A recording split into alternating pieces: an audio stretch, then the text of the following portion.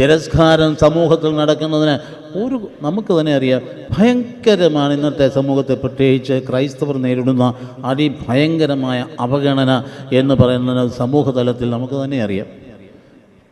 ഏതാ ഈ സമൂഹം? ആരാ ഈ സമൂഹം?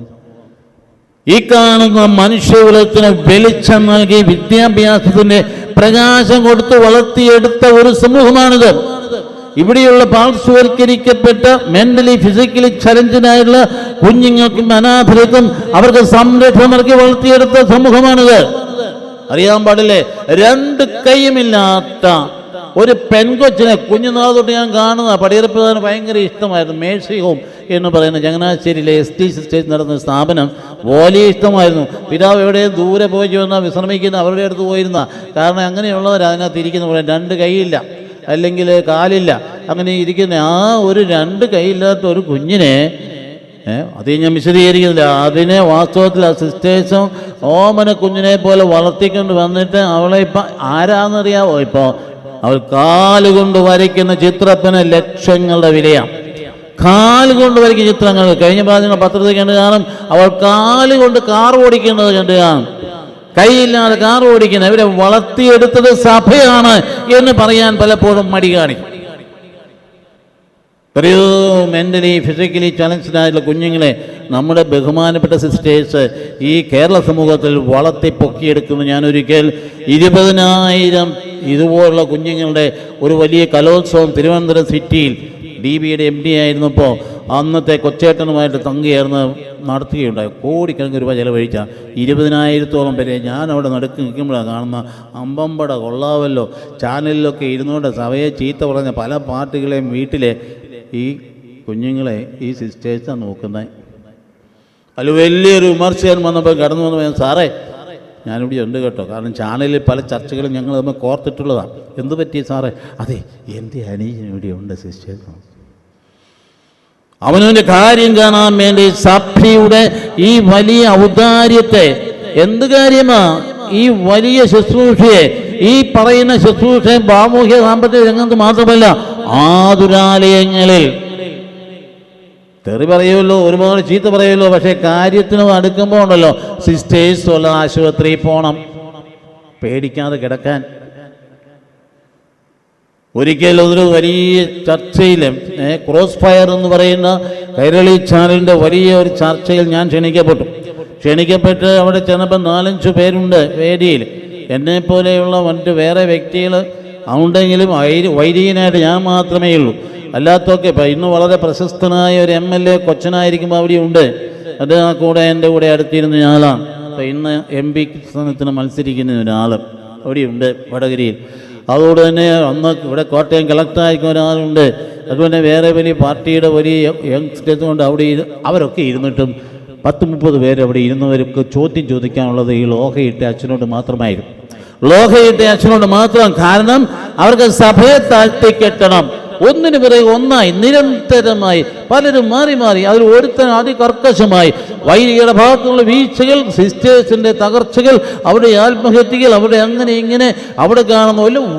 അയ്യോ ഇതെല്ലാം അപ്പോൾ ഞാൻ തീരുമാനിച്ചു, ഇത് മനഃപൂർവ്വം പ്ലാൻ ചെയ്ത് തന്നെ ഇവിടെ കൊണ്ടുവന്ന് വെച്ചിരിക്കുകയാണ്. ഇന്നത് നടത്തുന്നവൻ MP. അന്നേ അതെ ഈ പരിപാടി നടത്തിയവൻ ഇപ്പോൾ MP. അപ്പോൾ അവന് എല്ലാം പരിപാടി നടത്തി. ഞാൻ വിചാരിച്ചു കൊള്ളാമല്ലോ. ഞാൻ കുറേ കാലം മനഃപൂർവ്വം ഇത് കേട്ടപ്പം തീർന്നു. തമ്പുരാൻ്റെ കൃപ കൊണ്ട് എനിക്കാണ് കുറച്ചുകൂടി പൊളിറ്റിക്കൽ സെൻസും കാര്യങ്ങളും അറിയാമായിരുന്നു. എടുത്തിട്ട് കുടഞ്ഞ് ഞാൻ ഓരോ കേസ് എടുത്തങ്ങ് ഇട്ടുകൊടുത്തു. നിങ്ങളുടെ പാർട്ടിയുടെ ആളുകളുടെ സ്വഭാവവിശേഷങ്ങൾ അന്തം വിട്ട് അവിടെ ഇടാ, ഈ അച്ഛൻ മോശമല്ലല്ലോ എന്ന് പറഞ്ഞിട്ട് അക്ഷരം മിണ്ടാണ്ടായി. അവസാനം ഞാൻ പറഞ്ഞു, നിങ്ങൾ ഉദ്ദേശിക്കുന്ന പോലെയല്ല, നിങ്ങളെ ഇത് സഭയാണ്, ഈ സഭയുടെ ഞങ്ങൾ അഭിഷിക്തരാണ്. നിങ്ങൾ ഉദ്ദേശിക്കുന്ന പോലെ ഞങ്ങളെ അഭിഷിക്ത ആളുകളെ പുറത്തുകൂടെ നടക്കുകയില്ല. നിങ്ങൾ ധൈര്യം ഉണ്ടെങ്കിൽ വാ, ഞാനൊന്നും അതിരമ്പഴില്ല, ധൈര്യം ഉണ്ടെങ്കിൽ വാ, ഞാൻ കാണിച്ചു തരാം ജനം ഞങ്ങളുടെ കൂടെ ഉണ്ടോ എന്ന്. അപ്പോൾ ഒരു തന്നെ എടുത്തു പറയാം, ഇവരുടെ ഈ സ്വാധീനം ഇല്ലാതാക്കുക എന്നുള്ളതാണ് ഞങ്ങളുടെ ലക്ഷ്യമെന്ന്. അവനേതാ ചെറുപ്പക്കാരനാണെങ്കിൽ ഇപ്പം മരിച്ചുപോയി. ലക്ഷ്യം കണ്ടില്ലേ? ധൈര്യം അറിയാൻ വെല്ലുവിളിച്ചു. ധൈര്യമുണ്ട്, നിങ്ങൾ വരാൻ പറഞ്ഞു, അങ്ങോട്ട് വരാൻ പറഞ്ഞു, ഞാൻ കാണിച്ചു തരാം ജനം ഞങ്ങളുടെ കൂടെ ഉണ്ടോ ഇല്ലേ. ഇതെല്ലാം കഴിഞ്ഞിട്ട് താഴെ ഈ ഗസ്റ്റിന് കാപ്പി കൊടുത്തപ്പോൾ എൻ്റെ അടുത്ത് വന്ന് എന്നെ കൂടുതൽ കുറ്റപ്പെടുത്തി ആക്രോശിച്ച സഭയുടെ മുഴുവൻ എല്ലാ വിഴുപ്പുകളും എടുത്ത് അലക്കാൻ വന്ന് ചെറുപ്പക്കാരൻ എൻ്റെ അടുത്ത് വന്ന് പറയാം, അച്ഛാ എന്നോട് ക്ഷമിക്കണം കേട്ടോ. അതിനോട് ഞാൻ നിന്നോട് ചൂടായി ഒന്നുമില്ലല്ലോ, നീ പറഞ്ഞതൊക്കെ ഞാൻ കേട്ടതല്ലേ ഉള്ളൂ, നീ പറഞ്ഞതൊക്കെ ഞാൻ അത്രയല്ലേ ഉള്ളൂ. അല്ലച്ചാ പിന്നെ എന്താ? അതെ, ഞാനൊരു മാരക രോഗിയായിരുന്നു. എന്നിട്ട് എന്നെ സുഖപ്പെടുത്തിയത് ഒരു സിസ്റ്റേഴ്സ് നടത്തുന്ന ഹോസ്പിറ്റലിലെ ഒരു സിസ്റ്റർ ഡോക്ടറാണ്. ആഹാ, അത് കൊള്ളാം. എന്നിട്ട് നീ സിസ്റ്റേഴ്സിനെ കുറിച്ച് പറഞ്ഞതല്ല എന്താ? നീ എന്തല്ല പറഞ്ഞേ? ആ സിസ്റ്റേഴ്സ് കിട്ടിയില്ല നിനക്ക്? എൻ്റെ അച്ഛ ഡിഗ്രി കഴിഞ്ഞു, ഒരു പണിയില്ല. സത്യമായിട്ട് പറയാം. എന്നോട് അവൻ പറഞ്ഞു, അച്ഛാ ഒരു സിറ്റിങ്ങിന് ഇവിടെ വന്ന് ഇവർ പറയുന്ന പോലെ ഇങ്ങനെയൊക്കെ തെറി പറയാമെങ്കിൽ 3000 രൂപ കിട്ടും. അതിനാണ് ഞങ്ങൾ വന്നത്. ഓർത്തോണം, ചാനലുകളിൽ ഇരുന്നു കൊണ്ടേ ഈ വികടന്മാർ പറയുമ്പോൾ ഓർത്തോണം, ഇതൊക്കെ പണമായതിന് പിമ്പി കിടക്കുന്നത്. ഇതൊന്നും കണ്ട് കുലുങ്ങാനോ ഇതിനെ കൊണ്ട് പേടിക്കാനോ ഇതൊക്കെ കൊണ്ട് തിരസ്കരിക്കപ്പെട്ട സമൂഹമാണെന്ന് വിചാരിക്കാനോ അല്ല. തിരസ്കരിക്കപ്പെട്ടവൻ്റെ മക്കളായതുകൊണ്ട് തിരസ്കാരം ഉണ്ടാകും, ഭയപ്പെടേണ്ട. കാരണം ഉറപ്പുള്ളവൻ്റെ പിന്നാലെ അമ്മ വന്നിരിക്കും, ധൈര്യമുള്ളവൻ്റെ പിന്നാലെ വന്നിരിക്കും, മരണത്തെ പേടിക്കാത്ത പിന്നാലെ വന്നിരിക്കുന്നത്. അത് കമ്മ്യൂണിറ്റി എന്ന നിലയിൽ ഇന്ന് ഉറച്ചു നിൽക്കേണ്ട കാലമാണ്. അവിടെ ഇവിടെയൊക്കെ ഭയങ്കരമായിട്ട് സഭയ്ക്കെതിരെ ഇങ്ങനെ അള്ളുമ്പോൾ മാന്തുമ്പോൾ ആ കൂടെ കൂടിയുണ്ട് കൈക്കൊണ്ട് ചിരിക്കാതെ അതിൻ്റെ കാരണം മനസ്സിലാക്കിയുകൊണ്ട് ഇതൊക്കെ ഇത്രയേ ഉള്ളൂ എന്ന് മനസ്സിലാക്കുക തൻ്റെ ഇടമുള്ളെങ്കിൽ, അല്ലെങ്കിൽ സഭത്തകത്ത് ഭിന്നത സൃഷ്ടിക്കാൻ വേണ്ടിയിട്ട് മുമ്പോട്ട് പോകുന്നെങ്കിൽ അപകടകരമായിരിക്കും. ഈശോ തിരസ്കരിക്കപ്പെട്ടവനായിരുന്നു, സഭയും തിരസ്കരിക്കപ്പെട്ടുകൊണ്ടിരിക്കും. എവിടെല്ലാം തിരസ്കാരം നടക്കുന്നത് കണ്ടില്ലേ? ഇന്ന് എന്തോ ഒരു കാര്യം നടന്നുകൊണ്ടിരിക്കുന്നത്. ശനിയാഴ്ചയും ദുഃഖ ശനിയാഴ്ചയും ഉയർപ്പ് ഞായറാഴ്ചയും മണിപ്പൂരിൽ വർക്കിംഗ് ഡേ ആക്കി മാറ്റി. അവിടെ ഒരു ക്രിസ്ത്യാനിയും അവൻ്റെ ക്രിസ്തീയരെ ആചരിക്കേണ്ടെന്ന്. പക്ഷേ ഇന്നലെ പെട്ടെന്ന് പിൻവലിച്ചു ഉത്തരവ് പിൻവലിക്കേണ്ടി വന്നു. കാരണം ലോകം മുഴുവൻ റിയാക്ട് ചെയ്തു. ഇത് മതേതര രാഷ്ട്രമാണ്, അവനെ വിശ്വാസം ജീവിക്കാൻ അവകാശമാണ്, അത് കോൺസ്റ്റിറ്റ്യൂഷനിലാണ്.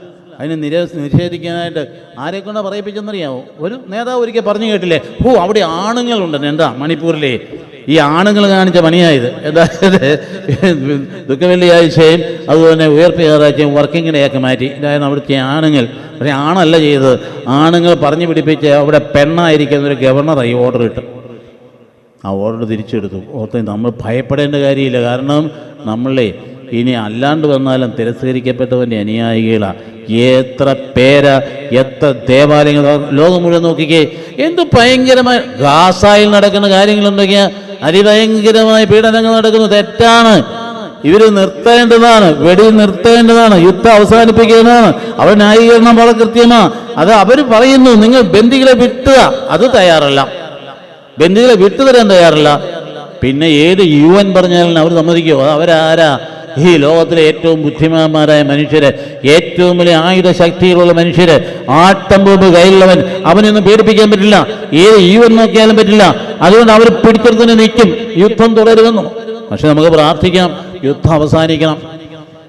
എത്രയാണ് ഈ മരിച്ചു പെയ്യുന്ന പാവപ്പെട്ട കുഞ്ഞുങ്ങളെ, അതെ, ഒന്നും അറിയാത്ത വിദ്യാർത്ഥികളെ, കുട്ടികളൊക്കെ നിരാലംബരൊക്കെ മരിച്ചു വീഴുമ്പോൾ നമുക്ക് സങ്കടമുണ്ട്.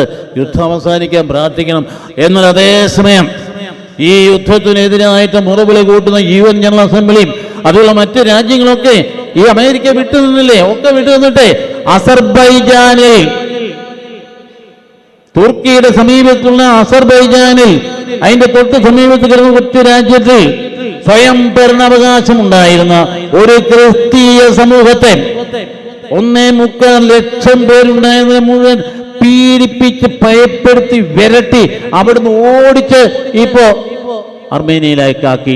ഒരു മാധ്യമം റിപ്പോർട്ട് ചെയ്ത്, എന്നെ കേൾക്കുന്ന മാധ്യമങ്ങളെ ധൈര്യമുണ്ടോ നിങ്ങൾക്ക് റിപ്പോർട്ട് ചെയ്യാൻ?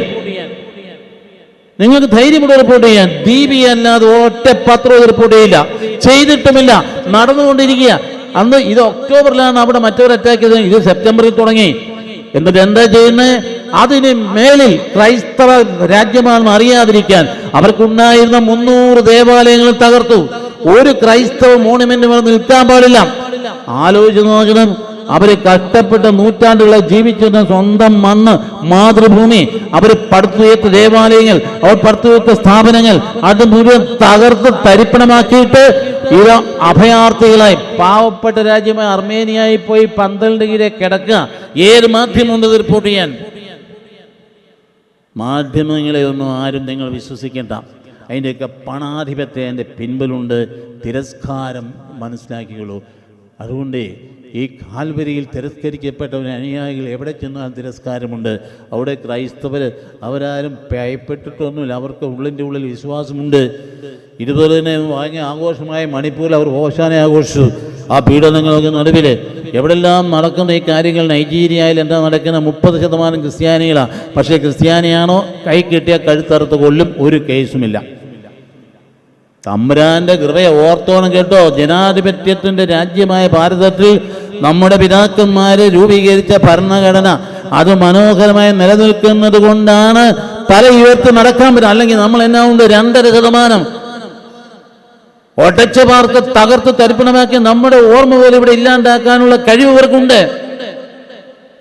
ദൈവസന്നിധി പ്രാർത്ഥിക്കുന്നത് സന്മുഖമായതുകൊണ്ട് തകരുകയില്ല എന്ന കാര്യം നമുക്ക് ഉറപ്പുണ്ട്. അപ്പം അതുകൊണ്ട് ഈ നിലവിളിക്കുന്നവൻ്റെ മക്കളെ ഓർത്തോണം, ഞങ്ങളുടെ വിധി ഇതൊക്കെ തന്നെയാണ്. പക്ഷേ നിലവിളിക്കുന്നവൻ്റെ മക്കൾ ഓർക്കണം, ആ നിലവിളിച്ചവൻ അവിടെ നിന്നില്ല. അവൻ ഒരു ദിവസം കഴിഞ്ഞപ്പോൾ ശക്തനായിട്ട് ഉയർത്തെഴുന്നേറ്റു. അവൻ ഉയർത്തെഴുന്നേറ്റ് ഈ ഭൂമിയെ ഭരിക്കും. അവൻ ഇരുമ്പ് തിന്നുകൊണ്ട് ഈ ഭൂമിയെ ഭരിക്കുന്നവനാണ്. അവൻ രാജാക്കന്മാർ രാജാവാണ്. അതുകൊണ്ട് അന്ന് കഴുതമേലേറി വന്നവനല്ല, വെള്ളക്കുതിരമേൽ വരുന്നവനാ. അതുകൊണ്ട് കാൽവരിയിൽ ഇവിടെ നിലവിളിച്ചവൻ ആരാണ്? ദൈവപുത്രനാണെന്ന കാര്യം ഓർക്കുന്നുവെങ്കിൽ നമ്മുടെ നിലവിളിയെ നമ്മൾ ഓർത്തുകൊള്ളുവാൻ പേടിക്കേണ്ട കാര്യമില്ല.